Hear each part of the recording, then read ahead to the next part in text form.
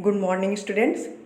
आज हम लोग हिंदी लिटरेचर पढ़ेंगे चैप्टर 12 मीरा पदावली। प्रस्तुत पाठ में मीरा की भक्ति भावना का वर्णन किया गया है। इनके पदों में भक्ति और वैराग्य के दर्शन होते हैं। प्रथम एवं तृतीय पद में श्री कृष्ण के प्रति मीरा का असीम प्रेम प्रकट हुआ है। इस प्रेम को वे लोक लज्जा और कुल की मर्यादा आदि के भय से छिपाना भी नहीं चाहती। दूसरे पद में श्री राम की महिमा का वर्णन किया गया है। तो चलिए शुरू करते हैं। माई रे मैं तो लियो गोविंदा मोल, कोई कहे छाने कोई कहे छुपके, लियो बजता ढोल, कोई कहे मुँह कोई कहे सूंघो, लियो तराजू तोल, कोई कहे कारा कोई कहे गोरो, लियो रो अमौलिक मोल। या ही को सब लोग जाड़त है, लियो री आँखों खोल, मीरा को प्रभु दर्शन दीजो, पूरब जन्म को कोल। प्रस्तुत पद में मीरा श्री कृष्ण से अपने सच्चे प्रेम को निसंकोच भाव से स्वीकार कर रही हैं। मीरा कहती हैं कि मैंने तो अपने गोविंद को मोल ले लिया है।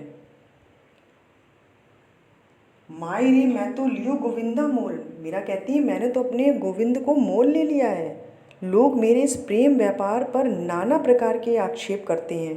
कोई कहता है कि मैंने श्री कृष्ण को छिपकर अपनाया है, तो कोई कहता है कि मैंने उससे चुपचाप प्रेम संबंध जोड़ा है, पर मैंने तो ढोल बजाकर सभी को बताकर उसे अपनाया है। कोई कहता है कि मैं श्री कृष्ण को बड़े सस्ते में यानी सहज प्रयत्न से पा लिया है, पर मैंने उसे सब प्रकार से परख कर हृदय रूपी तराजू पर तौल कर मोल लिया है।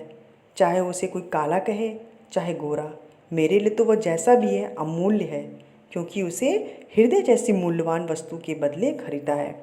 सभी जानते हैं कि मीरा ने कृष्ण को आंख बंद करके अंधविश्वास में लिप्त होकर स्वीकार नहीं किया है। उसने तो आंखें खोलकर सब कुछ सोच समझकर उससे प्यार का संबंध जोड़ा है। मीरा कहती हैं कि मेरे प्रभु पूर्व जन्म से मेरे साथ वचनबद्ध हैं, अतः उन्होंने मुझे दर्शन देकर कृतार्थ किया है।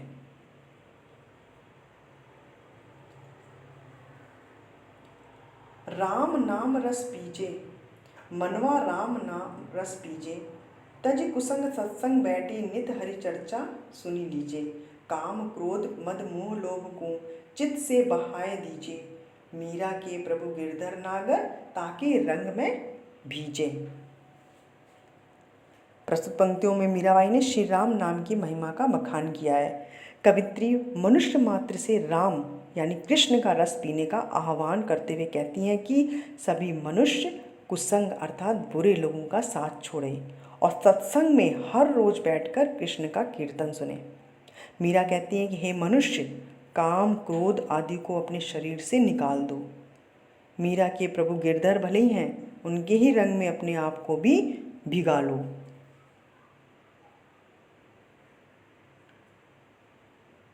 आली रे मेरे नैनन बान पड़ी, चित्त चढ़ी मेरे मादरी मूरति, उर बिच आन अड़ी, कब को ठाड़ी पंत निहारूं अपने भवन खड़ी, किसे प्राण कान बिनु राखे जीवन मुरी जड़ी, मीरा गिरधर हाथ बिकानी लोग कहे बिगड़ी।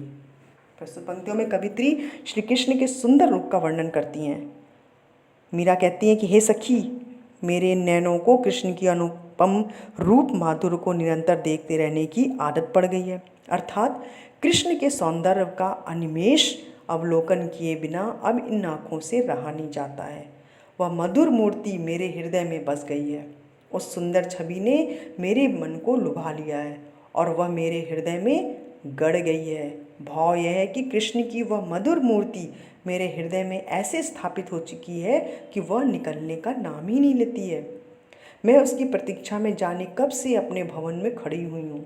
अपने उस प्यारे कृष्ण के बिना अपने प्राण कैसे ले सकते हैं, क्योंकि वही मेरा जीवन सर्वस्व है, जिनके प्रेम के बिना मेरे प्राण सदा के लिए बंध गए हैं। अर्थात मीरा अपने गिरधर लाल के लिए पूर्णतः समर्पित हो चुकी है। परंतु संसार के कुछ लोग हैं जो कहते हैं कि मीरा बिगड़ गई है। आचरण से गिर गई है, मेरे प्रेम को वो लांछित करते हैं। थैंक यू सो मच बच्चों। Have a nice day.